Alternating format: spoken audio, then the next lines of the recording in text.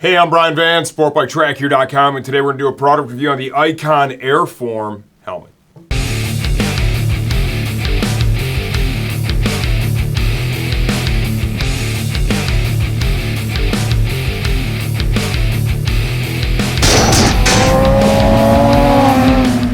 The ICON AirForm is their new entry-level helmet. Prices are from $185 up to $225. Right now, we're going to show you one of the higher-end ones. It's their new Illuminatus glow-in-the-dark graphic.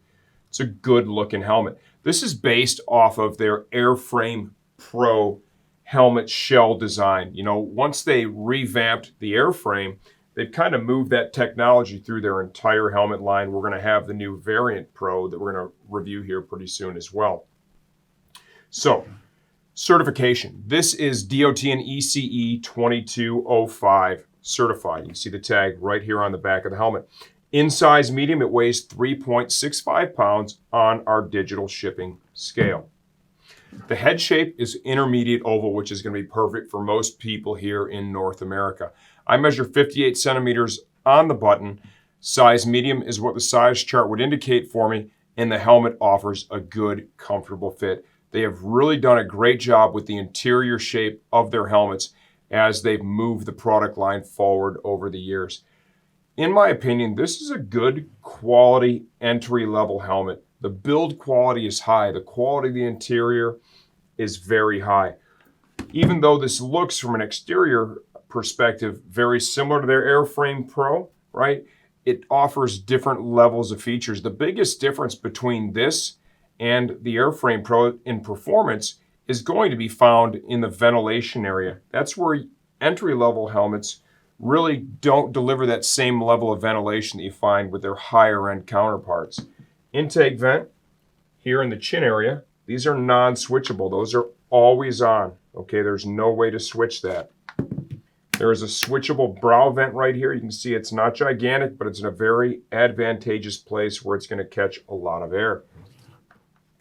Exhaust vents are found back here in this area as well.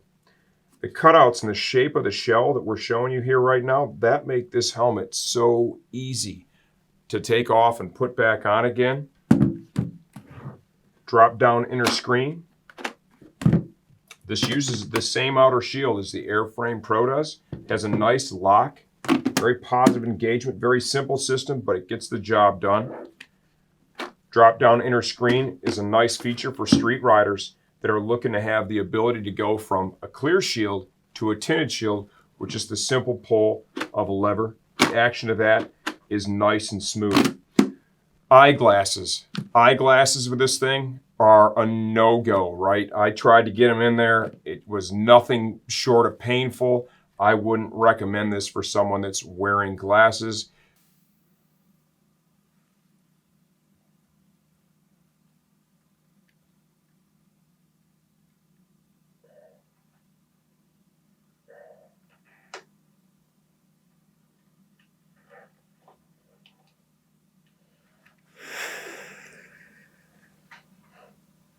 Caleb's laughing right now. He's actually laughing. Good helmet, just not good with glasses.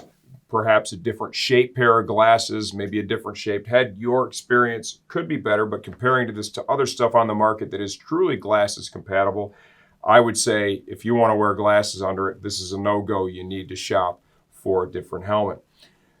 The shell itself is injection molded plastic, okay? That's something else you find too with the more entry-level stuff. You're going to be typically the injection molded. You get to the higher end stuff, they're going to be carbon, and or fiberglass based, so a little higher quality with the shell. Does that mean safety itself is compromised? Not really. At the end of the day, what we've learned is that as long as it passes the impact test, which Icon's a quality brand, it does. This helmet is certified to pass, right? The ECE stuff is batch tested. It is going to manage energy enough to pass that test. Is it possible the higher end helmets manage the energy a little bit better? Yes, but once again, this is a safe helmet as it does pass that ECE as well as the DOT helmet standard. Okay, the helmet shield itself to remove and reinstall. want to make sure it's all the way in the upwardmost position. You want to pull on this little trigger right here. Bam, just jumps right off, piece of cake. Same on both sides. Give you a close-up look there at that shield ratchet system. Reinstallation is pretty simple. If you have the helmet shield lined up properly, it's even easier. You literally just drop the tab into the slot there on the shield ratchet system in the upwardmost position. Little inward pressure. Anytime you do that, you want to go up and down a couple of times just to make sure everything is cool. This is also a fog-free treated shield. The ICON fog-free treatments have proven to be pretty darn effective over the years. Interior itself is also removable, washable, and replaceable. For the cheek pads, you want to get your finger in between the cheek pad and the EPS of the helmet. You're going to find 2 snaps along with some Velcro here at the bottom. And that patch of Velcro is actually really large, so it's a good positive engagement. Double D-ring retention system.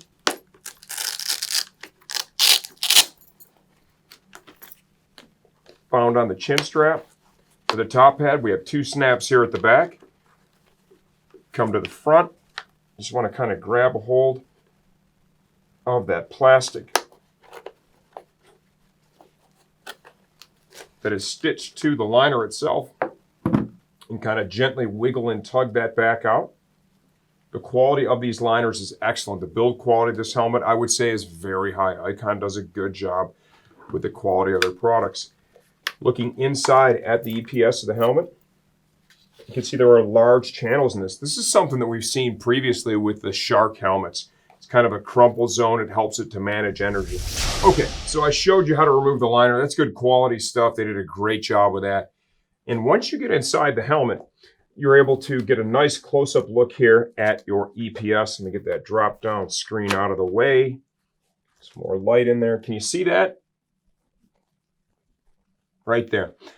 Nice channels in the EPS. I've seen that before with the Shark helmets where you have the EPS channeled out. It acts as kind of a crumple zone, helps to manage energy in the case of an impact. Also can really enhance airflow if you're driving the air into it.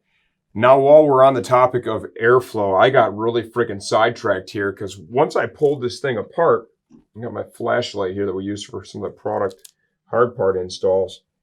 Tell me when you can see that vent hole in the EPS. Got it? That hole is lined up with, or should be lined up with, I will say, the intake here. So if you look at that, you know, it's kind of outside the channeling of the EPS. And then you have your liner here. Let me slide that back in. And while I respect the fact that we're looking at a real price point product, right? You know, still, if you're going to take the time to integrate some ventilation into it, which in my mind is a pretty important feature with any helmet, you want to make sure it's effective, right? Okay, now that is going to be just completely, I can feel it now. Let me show you here. Right there where my index finger is right now, that is that vent hole. So it literally is completely cut off by the liner itself. Now, this is just a foam and fabric liner, standard issue type stuff. You know, we see this used very commonly, and it is porous. You're going to be able to blow through that, right? I can feel that. What we see with some of the helmets out there is they'll try and align cutouts in the actual top liner with the ventilation holes in the EPS of the helmet. That really helps to enhance the airflow. So you kind of have that restricted. But even more importantly than that, as I started really checking this thing out, something I noticed was that the alignment of the hole and the vent is just really not great. Like here, I'm using this pick. That should be going in that hole right now, and it's not. And I have to really, put it in at an angle before it even starts to pass through. And the way this is, boy, you're just not going to get a ton of airflow through there. If you just kind of pass it through the backside kind of naturally, there's a pretty big hole back there, but man, the thing's just, it's really blocked. When you have this drop down shield in that upwardmost position, if I look in there and I'm just kind of poking that through, I'm literally touching that drop down inner screen. That's blocking the majority of it. So I just want to point that out. You know, they could have perhaps done a little better job with that to make it more effective. With that said, with your more price point helmets, it is very common that you're not getting top shelf ventilation. You're going to have good ventilation here, but as you get up into the brow area, you're really not going to be moving a ton of air. So I just want to make sure you understand that up front. You want more ventilation, you simply have to spend more money. Okay, I want to give you a better example of what I'm talking about there with the actual, you know, just the alignment of that vent hole. Okay, and an example of spending more money, getting more ventilation. Here is their AirFrame Pro. This is their flagship helmet. Okay, we have vents all up here in the brow of this helmet. I can literally, I pull the liner out. I mean, I can see right through. Watch this. Doink. I don't know if the camera will pick that up, but maybe if I shine a light from the backside.